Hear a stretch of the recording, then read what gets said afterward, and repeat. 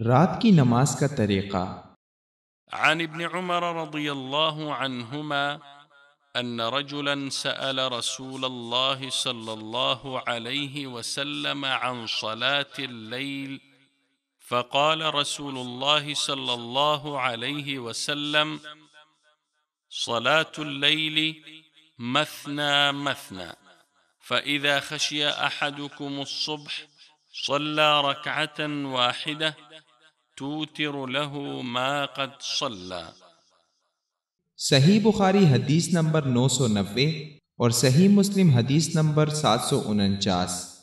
حضرت عبداللہ بن عمر رضی اللہ عنہما نے فرمایا کہ ایک شخص نے نبی کریم صلی اللہ علیہ وسلم سے رات کی نماز کے متعلق معلوم کیا تو آپ صلی اللہ علیہ وسلم نے فرمایا کہ رات کی نماز 2 رکعت ہے، پھر جب کوئی صبح ہو جانے سے ڈرے تو 1 رکعت پڑھ لے، وہ اس کی ساری نماز کو طاق بنا دے گی۔